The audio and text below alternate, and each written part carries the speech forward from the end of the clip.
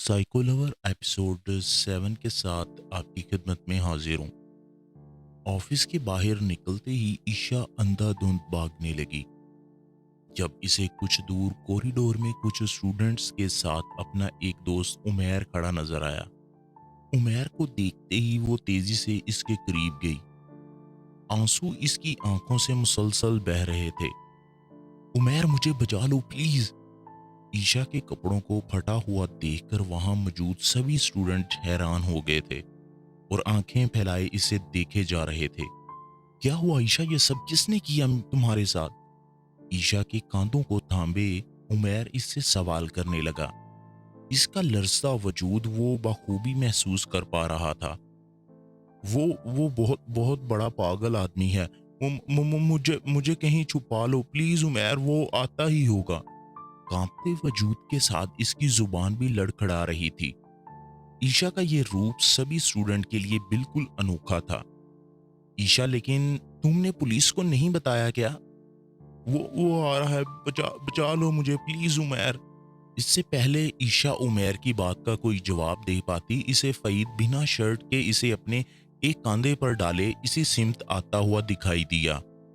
अगले ही पल वो खौफ से बुरी तरह लरजती उमेर के पीछे छिप गई थी। परी, यहाँ क्या कर रही हो? चलो यार, हमने अपना अधूरा काम पूरा भी तो करना है। फईद को ऐसी हालत में देख सब स्टूडेंट हैरान हो गए थे और आपस में सरगोशियां करनी शुरू कर दी। प्लीज बचाओ मुझे उमेर, मेरी मदद करो।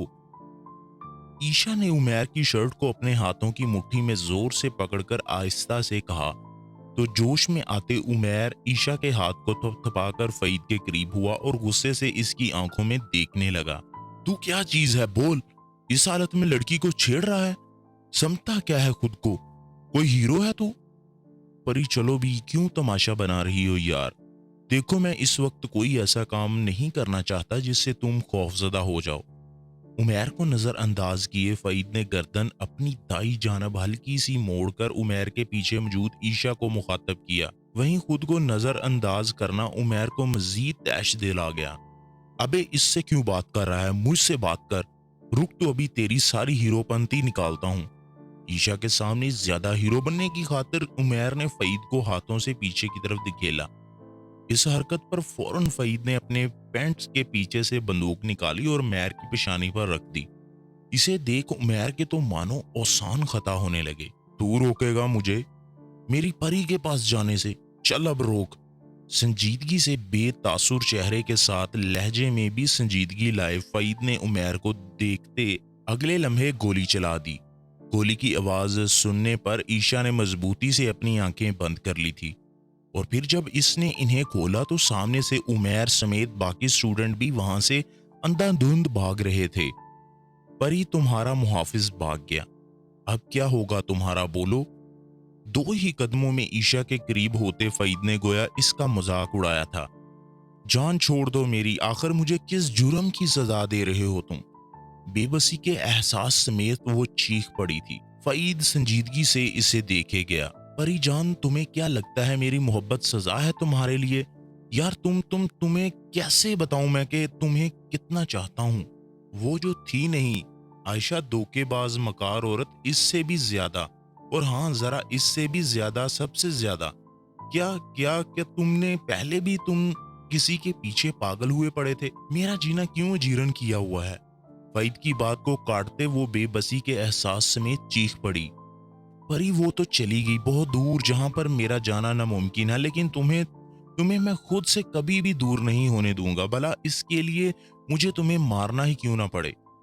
फईद की बातें इसे शदीद खौफ में मुब्तला कर गई थी। तभी अगले ही पल वो तेजी से वहां से भाग गई। ऑफिस के पास ही लाइब्रेरी मौजूद थी तो वो भी वहां जाकर छुप गई। अचानक इसे वहां पर किरण दिखाई दी। ईशा तेजी से इसकी सिमत बढ़ती और हाथ छोड़कर इसकी मिन्नतें करने लगी। प्लीज किरण, मुझे इस पागल शख्स से बचा लो। वो मेरे पीछे ही है, यहाँ पर भी जरूर आएगा। इसे किसी भी तरीके से यहाँ से भेज देना प्लीज। मैं तुम जैसी घमंडी और बदतमीज लड़की से बात करना भी अपनी इंसल्ट समझती हूँ। और कहाँ गई वो ईशा जो हर किसी को अपने पाँव की जूती समझती थी? अब एक लड़के से डर रही हो तुम? ईशा के जर्द चेहरे को देखते किरण ने इस पर तंज किया, जो कि था भी सच। लेकिन ईशा के जहन पर खौफ इस कदर सवार हो चुका था कि वो कुछ समझ ही नहीं पा रही थी। किरण, सॉरी सॉरी, मुझे इन सब बातों के लिए प्लीज माफ कर दो। वो कोई आम लड़का नहीं है, वहशी दरिंदा है। वो प्लीज, वो देखो आ रहा है, बचा लो मुझे। फईद ने लाइब्रेरी का दरवाजा खोला तो वो तेजी से टेबल के नीचे छिप गई। परी, आई नो तुम यहीं पर हो। बेबी, क्या हो गया है? तुम मुझसे छिप रही हो। यार, आज मैं तुम्हें बिना लिए यहां से नहीं जाऊंगा। Pari, where are you? I am here baby. आहिस्ता आहिस्ता कदम बढ़ाते फईद इस टेबल के करीब आ रहा था। ईशा टेबल के नीचे मुंह पर जोर से अपने दोनों हाथ रखे छिपी हुई थी कि कहीं गलती से भी आवाज फईद को सुनाई ना दे जाए और वो इसके साथ ना जाने क्या कुछ कर दे। क्योंकि किरण भी इसी टेबल के करीब खड़ी थी तो फईद वहां पहुंचकर इसे देखने लगा। सिस्टर, क्या आपने यहाँ पर कोई लड़की देखी है जो कि दुनिया की सबसे हसीन, बिल्कुल किसी परी का अक्स महसूस होती है? बहुत प्यारी है वो, प्लीज बता दें आप मुझे। इसका मैं आपको फिर एक चॉकलेट दूंगा, बता देना। रोशन आंखों से किरण को बगैर पलकें झपकाए देखते फईद ने बहुत नरमी से इससे ईशा का पूछा, साथ ही इसे लालच देनी चाहिए, जैसे वो कोई छोटी बच्ची हो जो चॉकलेट का सुनकर इसे सारी हकीकत से आगाह कर देगी। वो वहां वो आई थी इधर, लेकिन आपकी आवाज सुनकर वो यहाँ से बाहर की तरफ भाग गई थी। खुद को खासी पुरस्कून जाहिर करते किरण ने झूठ बोल दिया। वहीं ईशा ने अपनी रुकी हुई सांसों का सिलसिला दोबारा छोड़ा था, जो कि किरण के जवाब के इंतजार में थम सी गई थी। थैंक यू सिस्टर, और सॉरी, मेरे पास इस टाइम चॉकलेट मौजूद नहीं है। एक मखसूस मुस्कुराहट अपने चेहरे पर सजाए फईद किरण को मशकूर निगाहों से देखता पलटकर बाहर की तरफ जाने लगा। वहीं जब ईशा को यकीन हो गया कि वो यहाँ से जा चुका है, तब वो टेबल के नीचे से निकली और खड़े होते ही जोर से किरण को अपने गले लगा लिया। बहुत बहुत शुक्रिया किरण, मेरी जान बचाने का, और प्लीज मुझे माफ कर दो जो भी मैंने तुम्हारे साथ किया। माना की नजरें झुकाए ईशा अभी किरण से माजरत ही कर रही थी, जब अचानक किरण की चीख इसे चौंकने पर मजबूर कर गई और वो नजरें उठाए इसे देखने लगी, जिसके सर से खून निकलकर इसकी आंखों तक आ गया था। किरण, किरण, क्या हुआ तुम्हें? सदमे की कैफियत में ईशा इससे सवाल करती कदम उठाकर इसके पीछे गई तो सामने मौजूद मंजर देखकर वो हरकत करने के काबिल भी ना रही। वजह किरण के सर में चाकू का गोंपा होना था, जो आधे से ज्यादा किरण के सर के अंदर मौजूद था। वहीं फईद इनसे कुछ फासले पर मौजूद खड़ा इसे ही देख रहा था। परी, तुम पीछे हटो, इसकी अब खैर नहीं, झूठ बोलेगी मुझसे। फईद ने इनके करीब आते ईशा को हाथ से पीछे किया और किरण के सामने होते एक जोरदार थप्पड़ इसके मुंह पर दे मारा। क्या परी, देखा ना तुमने, ये दुनिया कितनी जलती है हम दोनों की मोहब्बत से, इसीलिए तो इस बदतमीज औरत ने तुम्हारा नहीं बताया मुझे। नफरत ज़दा नजरों से किरण को घूरते फईद ने एक झटके से इसके सर से चाकू निकालकर इसके मुंह में अपनी दो उंगलियां डाली और इसका मुंह खोलकर किरण की जुबान को अपने हाथ से खींच बाहर निकाला। अगले ही पल एक झटके में इसकी जुबान कटकर जमीन पर गिर गई। इस गंदी जुबान से ही झूठ बोला था ना मुझसे। किरण की जुबान को अपने जूते से मसलते हुए फईद दांत पीसते बोला। वहीं ईशा ये सब मंजर देख खुद से लापरवाह होती बेहोश होकर नीचे गिरने लगी, मगर फईद ने लपक कर इसे संभाल लिया और साथ ही अपनी गोद में इसे उठाए वो कॉलेज से बाहर अपनी कार तक ले जाने के बाद ईशा को बैक सीट पर लिटाकर गाड़ी स्टार्ट कर चुका था। पूरे कॉलेज में से किसी एक की भी इतनी हिम्मत नहीं हुई थी कि वो फईद को रोक सके या ईशा की मदद कर सके।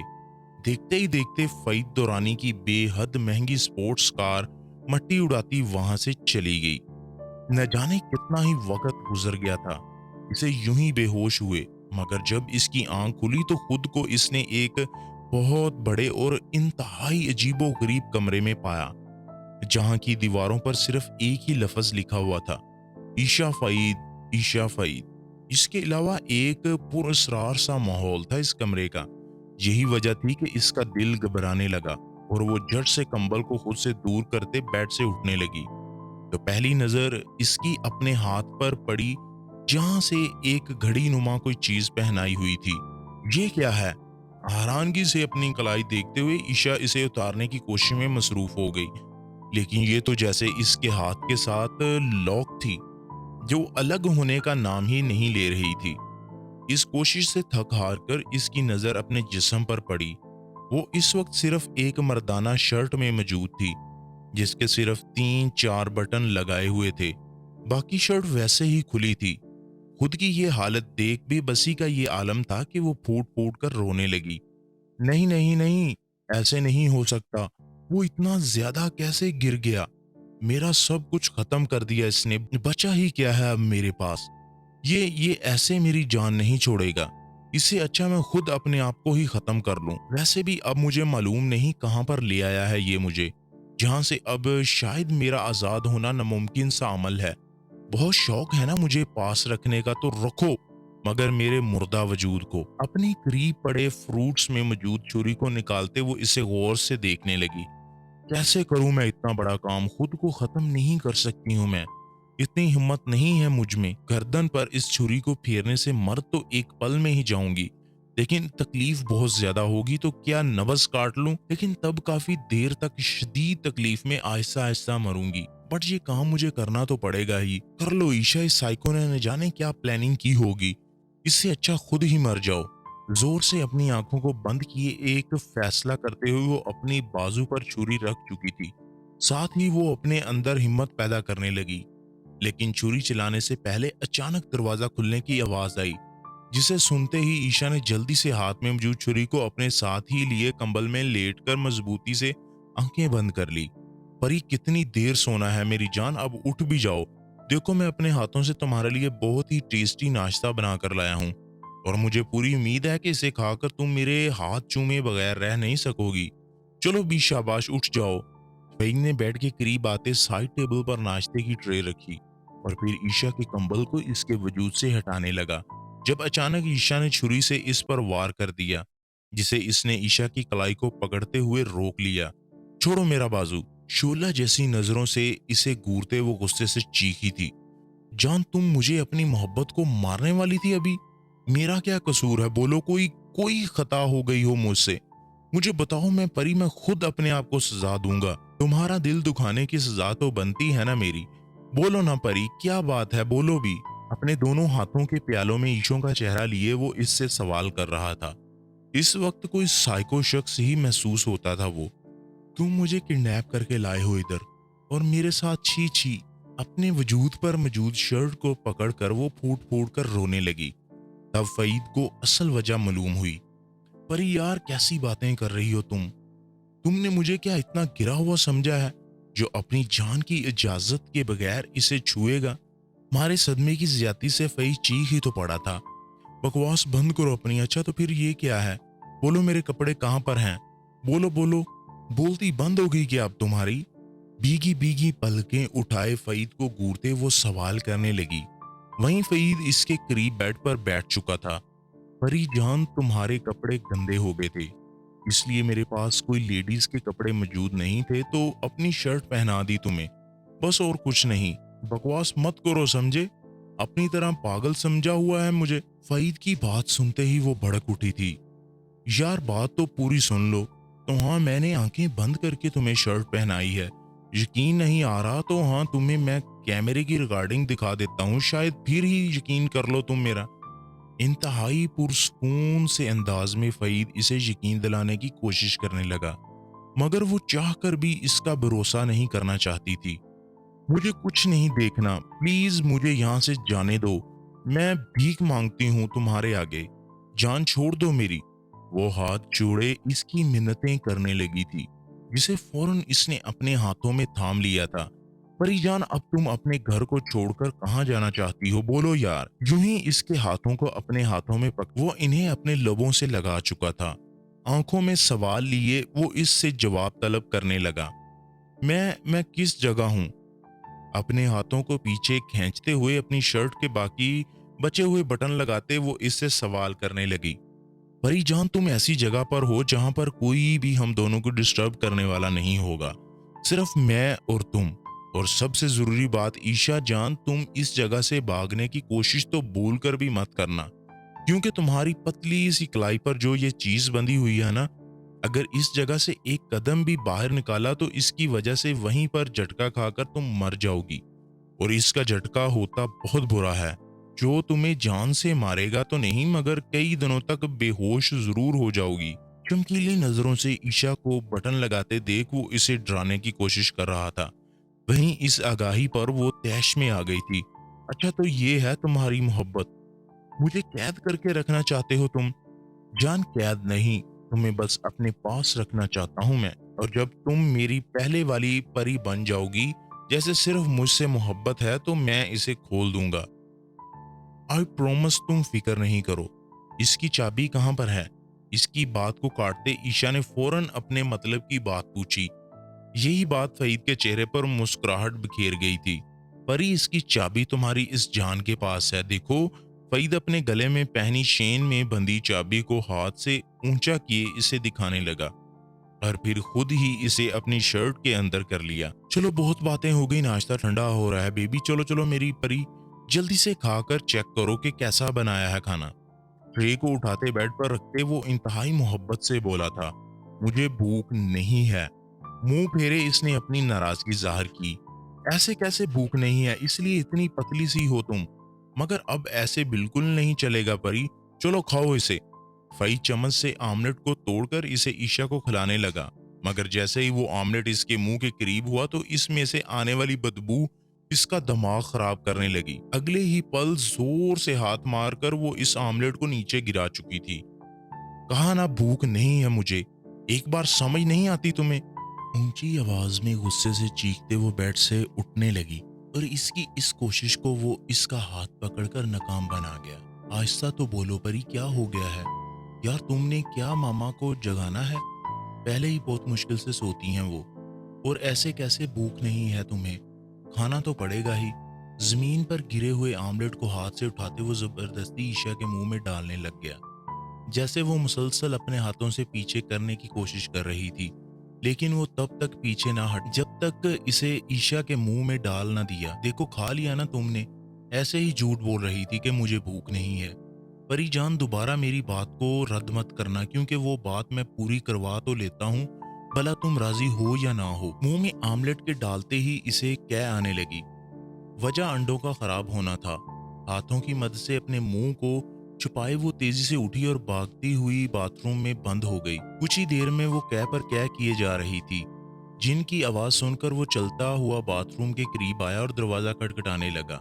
क्या हुआ परी, तबीयत ठीक है ना तुम्हारी? डॉक्टर को बुलाऊं क्या? परी, एक मिनट, तुम प्रेग्नेंट तो नहीं हो गई? अपनी ही बात से लुत्फानंदोज होते वो हंसने लग गया। मैं भी कितना पागल हूँ यार, सुहागरात तो आज है हमारी, तो पहले कैसे तुम प्रेग्नेंट हो सकती हो? फईद की बात पर रोते हुए वो अपना चेहरा धोने लगी और फिर खौफजदा होती हाथों को चारों तरफ से देखते कोई ऐसी जगह ढूंढने लगी जहां से बाहर निकला जा सके।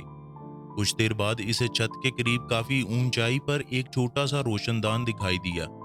मुश्किल वो वहां तक पहुंचने में कामयाब हुई तो बाहर की तरफ देखकर कुछ देर के लिए वो शॉक्ड हो गई, क्योंकि चारों तरफ सिर्फ और सिर्फ घना जंगल ही जंगल फैला हुआ था। वहीं दूसरी जानब फईद मुसलसल दरवाजा खटखटाए जा रहा था। परी, कुछ तो बोलो यार, क्या हुआ है? और दरवाजा तो खोल दो। वापस नीचे उतरते वो अपने कानों पर हाथ रखकर फूट फूट कर रोने लगी। परी, अब बाहर आ भी जाओ यार, कुछ तो बोलो, बताओ हुआ क्या है? परी, फौरन खोलो दरवाजा, खोलो भी। वो मुसलसल दरवाजा खटखटाते इसे पुकार रहा था। वहीं ईशा डर कर खौफजदा नजरों से दरवाजे को देखते वहीं पर खड़ी थी, तो अंदर से खामोशी महसूस कर वो दरवाजा तोड़ने लग गया। लगता है बेहोश हो गई हो यार तुम, जो रिस्पॉन्स नहीं दे रही। मुसलसल दरवाजे को ठोकरें मारते वो बोला तो ईशा सोचने हड़बड़ाते सोचने लगी, क्या करूं मैं? अब तो मैं गई। नो नो, रिलैक्स रिलैक्स करो खुद को। मैं ईशा राणा हूं और वो ऐसे इतनी जल्दी हार नहीं मान सकती। ये एक पागल आदमी ही है ना, मैं इसे अपनी जान बचा लूंगी और भाग निकलूंगी इधर से। एक पुख्ता फैसला करते वो खुद को पुरस्कून करने लगी। अब इंतजार था तो सिर्फ इस फैसले को असलियत का रूप देने का। इससे पहले कि फई ठोकरों से ही दरवाजा तोड़ देता, वो एक लंबी सांस भरती आगे बढ़ी और दरवाजा खोल दिया। बेबी, क्या हुआ था? ठीक हो ना तुम? दरवाज़ा खुलने की देर थी, वो तेज़ी से ईशा के करीब होते अपने हाथ की पुश से इसकी पेशानी छूते वो इसकी खैरियत दरियाफ्त करने लग गया। नहीं, वो कुछ नहीं, जिसका आमलेट बना कर दिया था तुमने वो खराब अंडा था। बस इसलिए कह आ गई मुझे। ओहो! ऐसे कैसे? हाँ, शायद काफ़ी अरसे के पड़े हुए थे ना अंडे, इसलिए खराब हो गए होंगे। सॉरी परी, मुझे माफ़ कर दो यार। तुम रुको, अभी मैं कुछ और बना कर लाता हूँ। शर्मिंदगी से माज़रत करने के साथ ही वो वापसी के लिए पलटा, मगर वो इसे मना कर चुकी थी। नहीं, रहने दो प्लीज़, मुझे अब भूख नहीं है। परी, नाराज़ हो गई हो तुम? सॉरी ना यार, कहा तो है माफ कर दो। तेजी से ईशा के करीब आते वो इसके हाथ थामे माफी तलब कर रहा था। वहीं वो इसे हैरानगी और संजीदगी के मिले जुले तासुरात समेत देख रही थी। नहीं, मैं नाराज नहीं हूँ, रिलैक्स रहो, ठीक है। अच्छा, तुम अपना घर नहीं दिखाओगे क्या मुझे? मनसूई मुस्कुराहट चेहरे पर सजाए वो फईद से फरमाइश करने लगी, मगर इसकी ये बात फईद को बेहद संजीदा कर गई थी, जिसका इजहार वो इसे घूरते हुए करने लगा था। परी, गुस्से से ईशा को घूरते हुए इसने दांत पीसते हुए ईशा को पुकारा। क्या हुआ? मैंने ऐसा क्या कह दिया है जो यूं डरा रहे हो मुझे? हैरानगी भरी नजरों से इसे घूरते वो सवाल करने लगी। परी, मेरा घर नहीं यार, हमारा घर बोलो, और चलो मेरे साथ, अभी दिखाता हूँ। लेकिन सबसे पहले मैं तुम्हें अपनी मामा से मिलवाना। वो नाराज हो जाएंगी यार कि इनकी बहू कल से आई हुई है इधर। फाइद अपनी ही हांकने में मसरूफ था। वहीं ईशा इसकी बातों पर गौर करती गहरी सोच में मुब्तला हो गई। शायद इसकी माँ अच्छी औरत हो, अगर इनकी मिन्नतें करूं तो तरस खाकर मेरी मदद तो कर ही देंगी। चलो मेरे साथ। फईद ने अपना हाथ आगे इसकी सिमत बढ़ा दिया, जिसे देखकर बिना थामे वो चलने लगी। मगर एक तैश भरी आवाज सुन के इसके कदम फौरन रुक गए थे। परी, क्या हो गया है यार? हाथ पकड़ो मेरा फौरन। कहाँ दिमाग रहता है तुम्हारा? जबरदस्ती इसका हाथ पकड़ के वो इसे अपनी माँ के कमरे की तरफ ले जाने लग गया।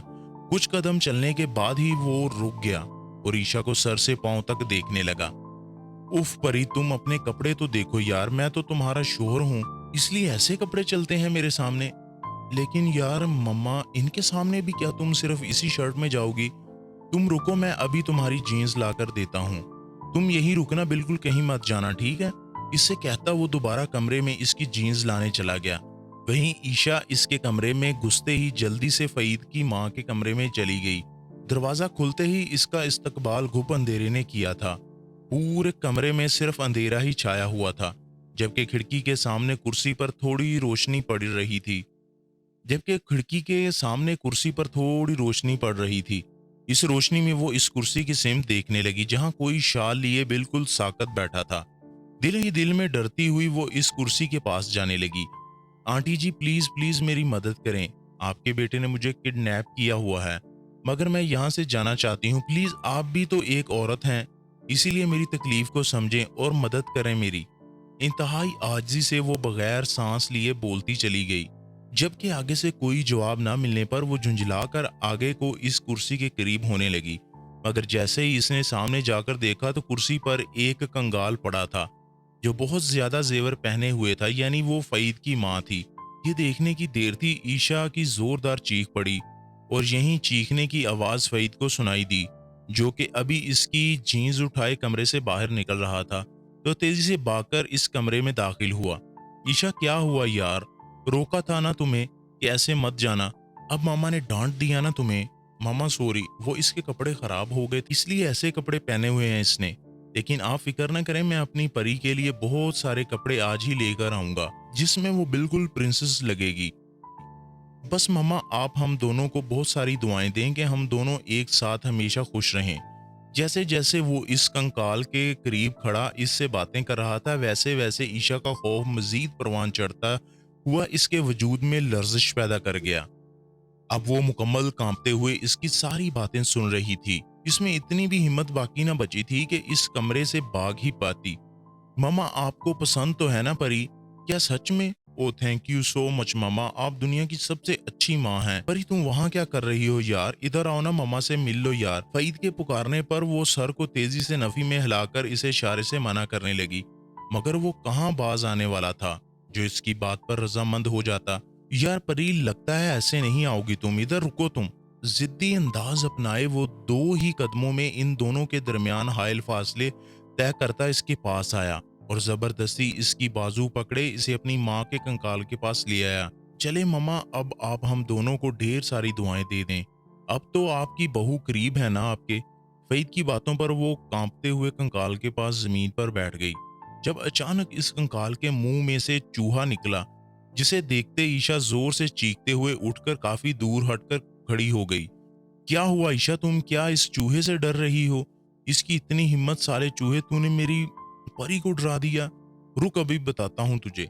जोर से चूहे के ऊपर अपना हाथ मारते वो गुस्से से कराया। अपनी वजनी जूती से इस चूहे को तब तक मारता रहा जब तक इसका कीमा नहीं बन गया। ईशा को ये सारे मंजर देखकर कै आ गई, जिसे वो जब करने लगी तो फईद इसके करीब चला आया। परी नहीं, नो वोमिटिंग, नहीं करनी क्या, बहादुर बनो यार। अब से यू आर फईद दुरानी वाइफ, और मेरी बीवी भी मेरी तरह बहादुर होनी चाहिए। यार अभी तो हमने पूरी जिंदगी बहुत बड़े बड़े काम एक साथ अंजाम देने हैं। चलो चलो दोबारा इस कै को अंदर करो। बोलने के साथ ही वो ईशा के मुंह पर अपना हाथ रख चुका था। चलो शाबाश करो भी परी। इस अमल को अंजाम देते ईशा की आंखों में आंसू आ गए थे। वहीं इसने ये गलाजत भरा काम भी कर ही लिया। ये हुई ना बात। चलो अब बाहर चलो मेरे साथ, मैं तुम्हें पूरा घर दिखाता हूँ। ओके मामा, आप आराम करें, अब हम जा रहे हैं। ईशा का हाथ थामे वो इस कमरे से बाहर ले आया और सारा घर दिखाने लगा। मुकम्मल घर दिखा देने के बाद अब एक कमरा रह गया, जिसे देख ईशा को हैरानगी हुई कि आखिर इसे क्यों वो नहीं दिखाना चाहता। तभी वो इससे फरमाइश कर बैठी इस रूम को खोलने की। नहीं परी, ये रूम मैं तुम्हें फिर कभी दिखाऊंगा, फिलहाल नहीं। ओके, तो ये बताओ कि हम हैं किस जगह, मतलब कि घर से बाहर नहीं दिखाओगे क्या? कुछ सोचते वो अचानक इससे मुखातब हुई। हाँ दिखाऊंगा, मगर फिर कभी। अब देखो दोपहर हो गई है और अभी मैंने तुम्हारे लिए शॉपिंग करने जाना है, क्योंकि रात को तो हमारी सुहाग रात है ना यार। तुम ऐसे करो, जाकर अपने रूम में आराम करो, क्योंकि रात को तो सो नहीं पाओगी, और मैं अभी जाकर अपनी परी के लिए बहुत सारी शॉपिंग करके वापस आता हूँ। यू नो व्हाट परी, मुझे तो रात का बेसब्री से इंतजार है, जब तुम मेरे लिए दुल्हन की तरह सजोगी और फिर हम दोनों बेइंतहा अपनी मोहब्बत एक दूसरे पर निछावर करेंगे। फहीद की प्लानिंग सुनकर वो बहुत खौफजदा हो गई और दिल में सोचने लगे कि कितना बेरहम पागल इंसान है। फिर इसके मोहब्बत निछावर करने का अंदाज आखिर कैसा होगा?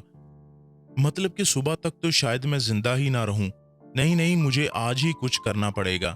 परी, क्या सोचने लग गई हो तुम? ईशा को एक सिम देखते खौफ से डरते देख वो अचानक इससे सवाल कर बैठा, जो इसे खींचकर वापस होश में लाया। वो हाँ नहीं, वो मैं सोच रही हूँ कि हाँ तुम जाओ, मैं तो देखूं कितनी मोहब्बत है तुम्हें मुझसे और कितनी शॉपिंग करके लाते हो मेरे लिए।